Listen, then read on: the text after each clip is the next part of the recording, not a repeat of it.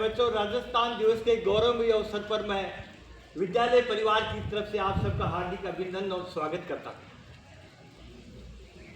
राजस्थान के शौर्य, महाराणा प्रताप की भूमि, पन्नाधाय के बलिदान, मीरा की भक्ति और हादी रानी के स्वाभिमान को नमन करते हुए मैं राजस्थान दिवस की आपको ढेर सारी बधाई देना चाहता हूँ। पूरा भारत 562 देशी रियासतों में बटा हुआ था। राजस्थान भी 19 रियासतों, 3 ठिकानों लावा, कुशलगढ़ और नीमराना और एक केंद्र शासित प्रदेश अजमेर मेरवाड़ा में विभाजित था। भारत आज़ाद हुआ। आज़ादी के साथ ही एकीकरण की एक बहुत बड़ी समस्या ही हमारे सामने आके खड़ी हो गई थी, जिसका जिम्मा दिया गया था हमारे लौह पुरुष सरदार वल्लभ भाई पटेल और उसका साथ दिया था हमारे वीपी मेनन ने। उनकी सूझबूझ से ये कार्य संभव हो पाया।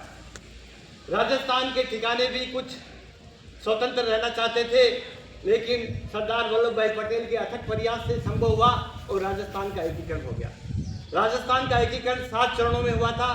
18 मार्च 1948 को एकीकरण की शुरुआत हुई थी और 1 नवंबर 1956 को 7वां चरण पूरा हुआ।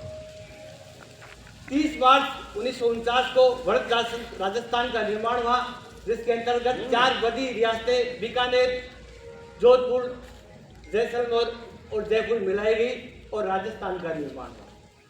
राजस्थान के निर्माण के बाद में बहुत बड़ी समस्या थी कि राजस्थान का किस प्रकार विकास किया जाए, किस प्रकार इसको आगे बढ़ाया जाए।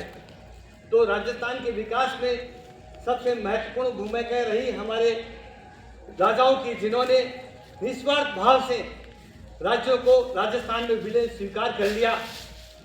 राजस्थान को में पर्यटन विभाग का एक बड़ा जिम्मा लिया गया। राजस्थान में अगर पर्यटन विभाग में पूरे भारत में अगर 3 विदेशी आते हैं तो उसमें से 1 विदेशी राजस्थान में जरूर आता है। ये सारी देन पर्यटन विभाग की है। पर्यटन विभाग के बिना कुछ भी नहीं है। राजस्थान के इतिहास को अगर भारत के इतिहास से निकाल दिया जाए तो शायद भारत का इतिहास शून्य बचेगा।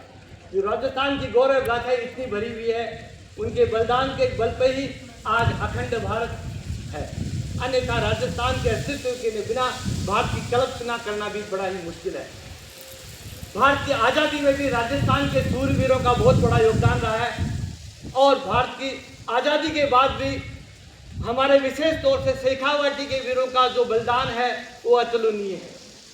राजस्थान की स्थापत्य कला, राजस्थान की शिल्प कला और राजस्थान की चित्रकला, राजस्थान में शेखावाटी की हवेलियों, इनका नाम लिए बगैर राजस्थान नहीं बनता है। राजस्थान का इससे पहले यही सोचते होंगे कि राजस्थानी मरुभूमि है, लेकिन हमारी स्थापत्य कला को देखकर ऐसा लगता है कि पूरे अभी भी जैसे कुछ जीवंत सो उठा हो राजस्थान।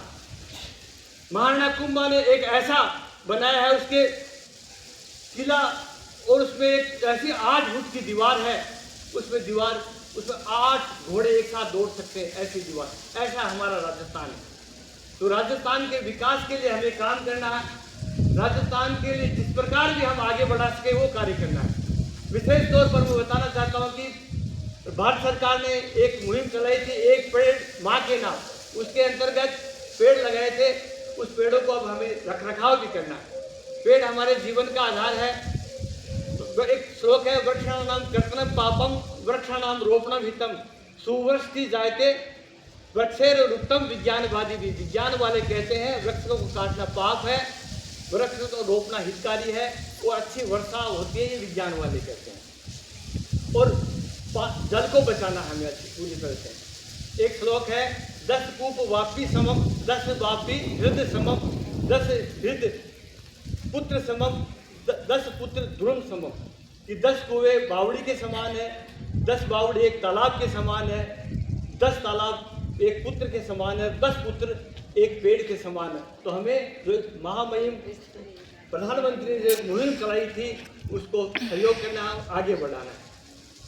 प्यारे बच्चों, हमें इस अवसर पर हमें ये प्रतिज्ञा लेनी है कि राजस्थान पे हमें स्वच्छ बनाना है, समृद्ध, हरित और आत्मनिर्भर बनाने में हमें पूरा सहयोग करना है, जिससे राजस्थान का पूरा विकास हो सकता है। जय जय भारत, जय जय राजस्थान।